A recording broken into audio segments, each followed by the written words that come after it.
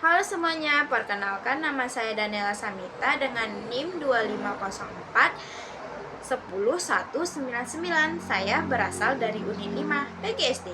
Tujuan saya membuat tugas video ini untuk memenuhi tugas konsep dasar pendidikan kewarganegaraan SD dengan judul Hakikat Konstitusi UUD 1945 beserta pemaparan mengenai menjadi warga negara yang baik.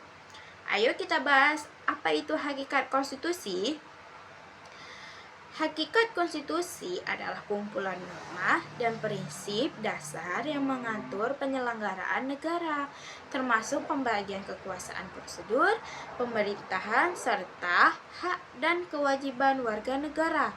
Dengan konstitusi, negara memiliki landasan hukum yang jelas untuk menciptakan tatanan sosial dan politik yang stabil dan adil guna melindungi kepentingan seluruh rakyat. Ayo kita bahas yang selanjutnya, pembentukan konstitusi. Apa itu pembentukan konstitusi? Proses pembentukan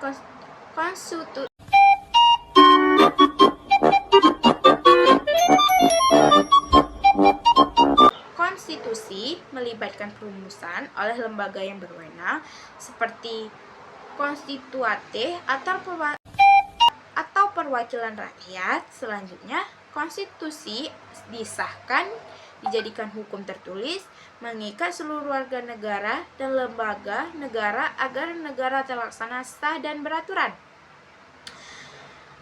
Perubahan konstitusi biasanya dilakukan untuk menyesuaikan isi dan aturan dengan perkembangan zaman, kebutuhan baru, aspirasi masyarakat. Perubahan ini memerlukan prosedur khusus seiring lebih rumit dibanding undang-undang biasa guna memastikan kestabilan hukum. Legitimasi perubahan. Jenis-jenis konstitusi dapat dibedakan menjadi konstitusi tertulis seperti UUD 1945 yang berbentuk dokumen resmi. Konstitusi tidak tertulis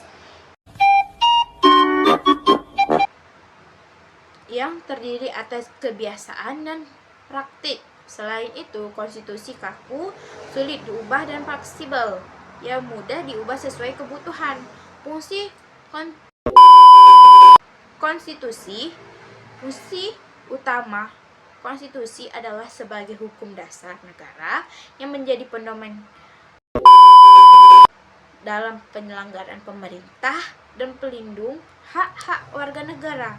Konstitusi juga membatasi kekuasaan pemerintah agar tidak sewenang-wenang menjaga ketertiban serta keadilan sosial di masyarakat.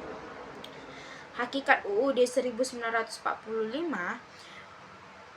adalah konstitusi tertulis dan hukum dasar tertinggi di Indonesia yang mengatur sistem pemerintahan, hak dan kewajiban warga negara, serta mencerminkan nilai-nilai dasar bangsa seperti Pancasila. UUD ini menjadi landasan bagi pembentukan undang-undang dan kebijakan negara demi mewujudkan kehidupan berbangsa dan bernegara demokratis dan keadaban. Ayo, ini hanya penjelasan dari saya. Jika ada kesalahan, saya mohon maaf.